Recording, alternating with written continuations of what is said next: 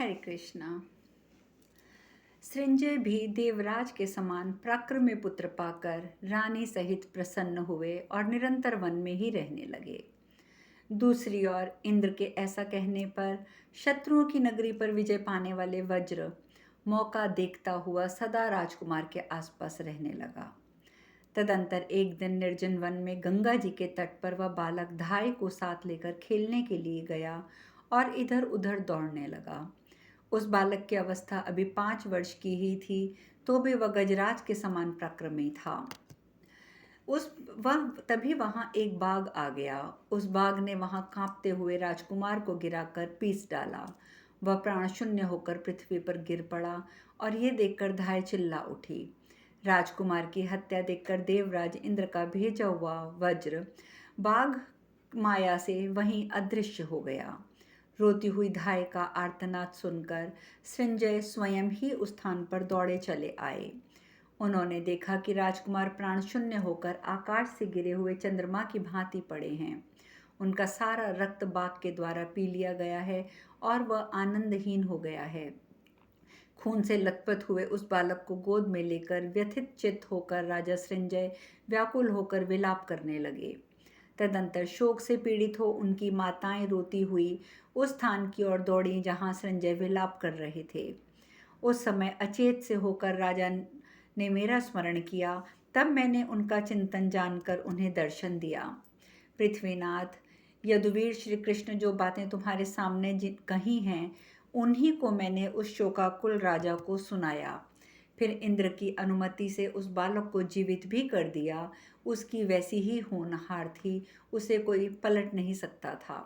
तदंतर महायशस्वी शक्तिशाली कुमार स्वर्णविष्टि जीवित होकर पिता और माता के चित्त को प्रसन्न करने लगे।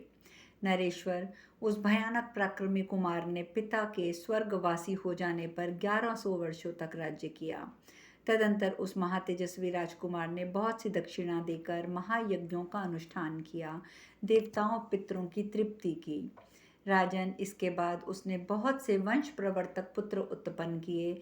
दीर्घ काल के पश्चात वह काल धर्म को प्राप्त हुआ।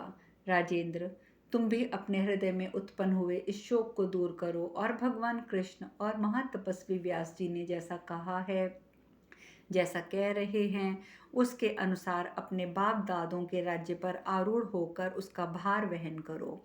फिर पुण्यदायक महायज्ञों का अनुष्ठान करके तुम अभीष्ट लोक को चले जाओगे। इस प्रकार श्री महाभारत शांति पर्व के अंतर्गत स्वर्णष्ठीवी के जन्म का उपाख्यान विषयक 31वां अध्याय पूरा हुआ। वैशंपायन जी आगे कहते हैं, जन्मेजय राजा युधिष्ठिर को चुपचाप शोक में डूबा देखकर धर्म के तत्व को जानने वाले तपोधन श्री कृष्ण द्वैपायन ने कहा। व्यास जी बोले, कमल नयन युधिष्ठिर, राजाओं का धर्म प्रजाजनों का पालन करना है। धर्म का अनुसरण करने वाले लोगों के लिए सदा धर्म ही प्रमाण है। अतः राजन, तुम अपने बाप दादों के इस राज्य को ग्रहण करके उनका धर्म अनुसार पालन करो। तपस्या तो ब्राह्मणों का नित्य धर्म है, यही वेद का निश्चय है।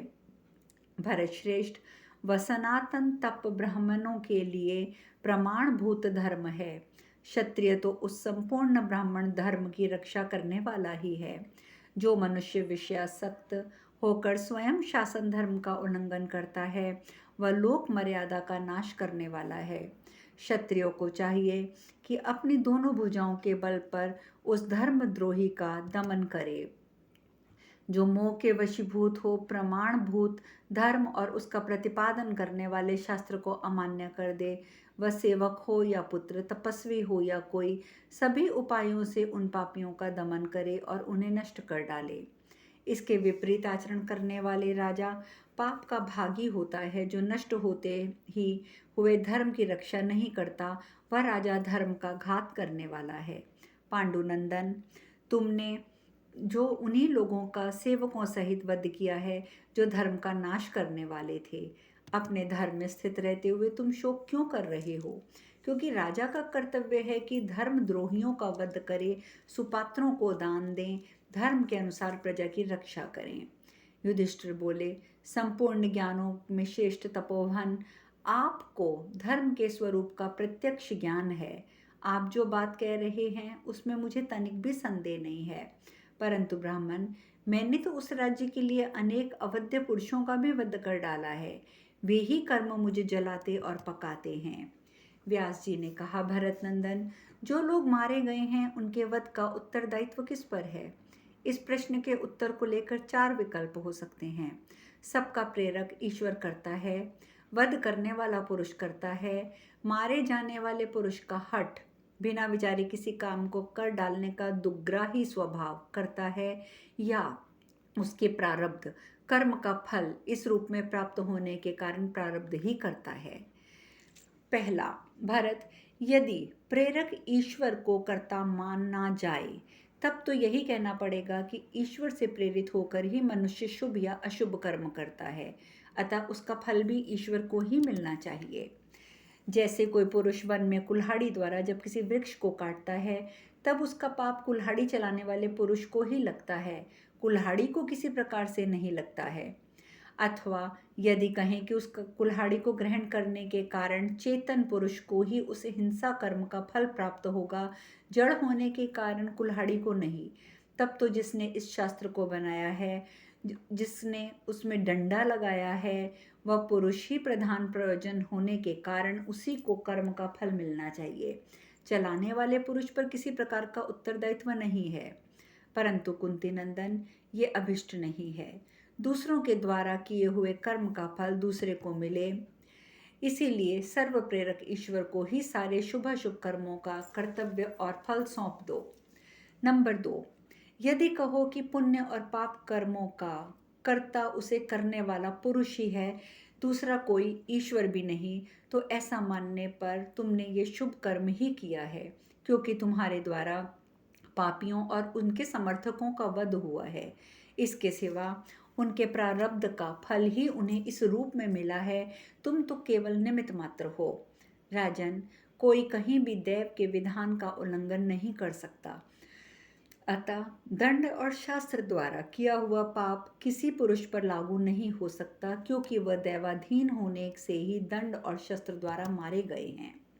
नरेश्वर, तीसरा, यदि ऐसा मानते हो कि युद्ध करने वाले 2 व्यक्तियों में से एक को मरना निश्चित ही है, अर्थात वह स्वभाववश हठात मारा गया है, तब तो स्वभाववादी के अनुसार भूत या भविष्य काल में किसी अशुभ कर्म का ना तो तुम्हारा संपर्क था और ना संपर्क होगा।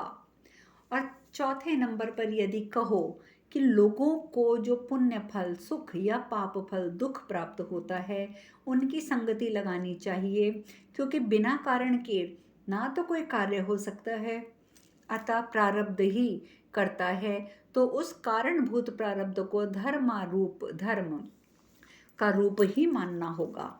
धर्म का निर्णय शास्त्र से ही होता है, और शास्त्र के अनुसार जगत में उद्दंड मनुष्यों को दंड देना ही राजाओं के लिए सर्वथा युक्ति संगत है, अतः किसी भी दृष्टि पे तुम्हें शोक नहीं करना चाहिए।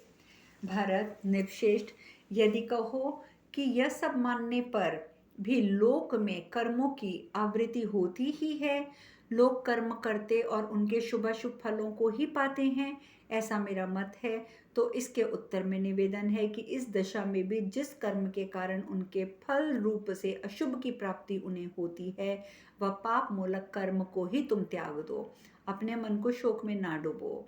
राजन, अपना धर्म दोषयुक्त हो तो उसमें स्थित रहने वाले तुम जैसे धर्मात्मा नरेश के लिए अपने शरीर का परित्याग करना शोभा की बात नहीं है।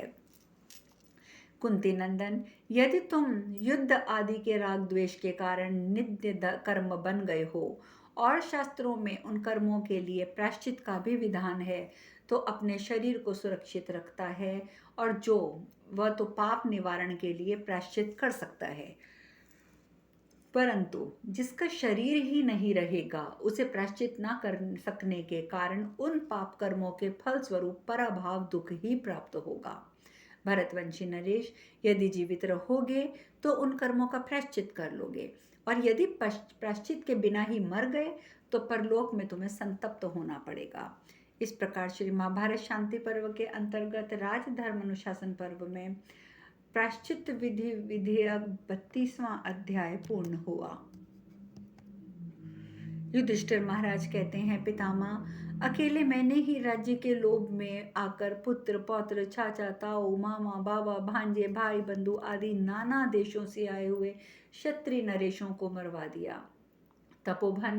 तपोधन जो अनेक बार सोमरस का पान कर चुके थे, सदा धर्म में तत्पर रहते थे, वैसे वीर भूपालों का वध करके मैं कौन सा फल पाऊंगा? जो अपने पुत्रों, पतियों, भाइयों से सदा के लिए बिछुड़ गई हैं, उन स्त्रियों की आज क्या दशा होगी? हम घोर विनाशकारी पांडव और विष्णुवंशियों को कोसती हुई वे दीन दुर्बल अबलाएं पृथ्वी पर पछाड़ खा खा कर गिरेंगी। द्विजश्रेष्ठ, अपने सगे संबंधियों के प्रति वात्सल्य रखने के कारण अवश्य ही वे प्राण भी त्याग देंगी। हमने सुहृदों का वध करके ऐसा पाप कर दिया है जिसका प्रायश्चित का अंत नहीं हो सकता, अतः हमें नीचे सिर करके निसंदेह नरक में रहना पड़ेगा। यह सुनकर वैशंपायन जी कहते हैं, जन्मेजय, उस समय युधिष्ठिर का वचन सुनकर श्री कृष्ण द्वैपायन महर्षि व्यास ने इस विषय में अपनी बुद्धि द्वारा अच्छी तरह विचार करने के पश्चात पांडु कुमार से कहा, राजन, क्षत्रिय शिरोमणि, तुम क्षत्रिय धर्म का बारंबार स्मरण करते हुए विषाद ना करो, क्योंकि वे सभी क्षत्रिय अपने धर्म के अनुसार मारे गए हैं। वे संपूर्ण राजलक्ष्मी और भूमंडल व्यापी महान यश को प्राप्त करना चाहते थे, परंतु यमराज के विधान से प्रेरित होकर काल के गाल में चले गए हैं। न तुम, न भीमसेन, न अर्जुन, न नकुल, न सहदेव ही उनका वध करने वाले हैं। काल ने बारी बारी से आकर अपने नियम के अनुसार उन सभी देहधारियों के प्राण लिए हैं। काल के माता पिता नहीं हैं, उसका किसी पर कोई अनुग्रह नहीं होता है। जो प्रजा वर्ग कर्म का साक्षी है, उसी काल में तुम्हारे शत्रुओं का संहार किया गया है। भरत श्रेष्ठ, काल ने इस युद्ध को निमित्त मात्र बनाया है। वह जो प्राणियों का वध करता है, वही उसका ईश्वरीय रूप है। राजन, तुम्हें ज्ञान होना चाहिए कि काल जीव के पाप और पुण्य कर्मों का साक्षी है। वह कर्म की डोरी का सहारा लेकर भविष्य में होने वाले सुख और दुख का निर्णय करके उत्पादक होता है। वही समय अनुसार कर्मों का फल देता है। महाबाहो, तुम यहाँ युद्ध में मारे गए उन क्षत्रियों के भी ऐसे ही कर्मों का चिंतन करो जो उनके विनाश के कारण थे और जिनके होने से उन्हें काल के अधीन होना पड़ा। तुम अपने आचार व्यवहार का पर भी ध्यान दो कि तुम सदा ही नियम पूर्वक उत्तम व्रत के पालन में लगे रहते थे, तो भी विधाता ने बलपूर्वक तुम्हें अपने अधीन करके तुम्हारे द्वारा ऐसा निष्ठुर कर्म करवाया है। प्राणी किसी व्यक्त कारण के बिना ही दैवात उत्पन्न होता है, दैवेच्छा से ही अकस्मात उसका विनाश भी हो जाता है। यह सब देखकर शोक और हर्ष करना व्यर्थ है। यह बात सुनी जाती है कि पूर्व काल में देवासुर संग्राम के अवसर पर बड़े भाई असुर और छोटे भाई देवता आपस में लड़ गए थे। उनमें भी राजलक्ष्मी के लिए 32,000 वर्षों तक बड़ा भारी संग्राम हुआ था। देवताओं ने खून में भीगी हुई उस पृथ्वी को एकांत में निमग्न करके दैत्यों का संहार कर डाला और स्वर्ग पर अधिकार कर लिया था। भरत, इसी प्रकार पृथ्वी को भी अपने अधीन करके देवताओं ने तीनों लोकों में शालावृक नाम से विख्यात उन 88,000 ब्राह्मणों का भी वध कर डाला, जो वेदों के पारंगत विद्वान थे और अभिमान से मोहित होकर दानवों की सहायता के लिए उनके पक्ष में जा मिले थे। जो धर्म का विनाश चाहते हुए अधर्म के लिए प्रवर्तक हो रहे हों, उन दुरात्माओं का वध करना ही उचित है, जैसे देवताओं ने उद्दंड दैत्यों का विनाश किया था। यदि एक पुरुष को मार देने से कुटुंब के शेष व्यक्तियों का कष्ट दूर हो जाए, तो कुटुंब का नाश कर देने से सारे राष्ट्र में सुख और शांति छा जाए, वैसा करना सदाचार और धर्म का नाशक नहीं है। नरेश्वर, किसी समय धर्म ही अधर्म रूप हो जाता है और कहीं अधर्म रूप दिखने वाला कर्म ही धर्म बन जाता है। इसीलिए विद्वान पुरुष को धर्म और अधर्म का रहस्य अच्छी तरह समझ लेना चाहिए। पांडुनंदन, तुम वेद शास्त्रों के ज्ञाता हो, तुमने श्रेष्ठ पुरुषों के उपदेश सुने हैं, इसीलिए अपने हृदय को स्थिर करो, शोक से विचलित ना होने दो। भरत, तुमने तो उसी मार्ग का अनुसरण किया है जिस पर देवता पहले चल चुके हैं। पांडव शिरोमणि, तुम्हारे जैसे लोग नरक में नहीं गिरेंगे। हे शत्रु संतापी नरेश, तुम इन भाइयों और सुहृदयों को आश्वासन दो। तुम तो जन्म से ही शुद्ध स्वभाव के हो। महान यज्ञ अश्वमेध की को जिसको प्रायश्चित बताया गया है, तुम उस यज्ञ का अनुष्ठान करो। ऐसा करने से तुम पाप रहित हो जाओगे। मरुदगणों सहित भगवान पाकशासन इंद्र ने शत्रुओं को जीतकर एक एक करके 100 बार अश्वमेध यज्ञ का अनुष्ठान किया, जिससे वे शतक्रु नाम से विख्यात हुए। उनके सारे पाप धुल गए, उन्होंने स्वर्ग पर विजय पाई। सुखदायक लोक में पहुंचकर वे इंद्र संपूर्ण दिशाओं को प्रकाशित करते हुए मरुदगणों के साथ शोभा पाने लगे। स्वर्गलोक में अप्सराओं द्वारा पूजित होने वाले शचीपति देवराज इंद्र की संपूर्ण देवता और महर्षि भी उपासना करते हैं। अनग, तुमने भी इस वसुंधरा को अपने पराक्रम से प्राप्त किया है, भुजाओं के बल से समस्त राजाओं को परास्त किया है। राजन, अब तुम अपने सुहृदयों को अपने देश को साथ लेकर उनके देश नगरों में जाकर उनके भाइयों पुत्रों पौत्रों को अपने अपने राज्य अभिषिक्त करो।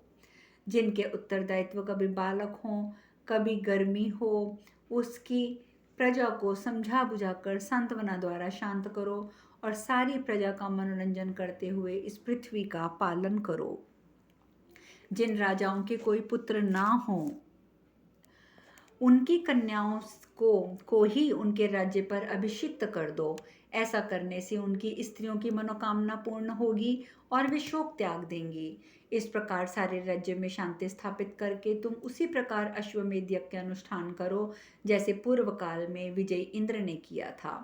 क्षत्रिय शिरोमणि, वे महामनस्वी क्षत्रिय जो युद्ध में मारे गए हैं शोक करने के योग्य नहीं हैं, क्योंकि वे काल की शक्ति से मोहित होकर अपने ही कर्मों से नष्ट हुए हैं। कुंती कुमार भरत नंदन, तुमने क्षत्रिय धर्म का पालन किया है और इस समय तुम निष्कंटक राज्य को प्राप्त कर चुके हो। अतः अब तुम धर्म की रक्षा करो, जो मृत्यु के पश्चात सबका कल्याण करने वाला है। इस प्रकार श्री महाभारत शांति पर्व के अंतर्गत राज्य अनुशासन पर्व में प्रायश्चित्य उपाख्यान विषयक 33वां अध्याय पूर्ण हुआ। अब युधिष्ठिर जी आगे क्या प्रश्न करते हैं वो चर्चा हम कल करेंगे। हरे कृष्णा।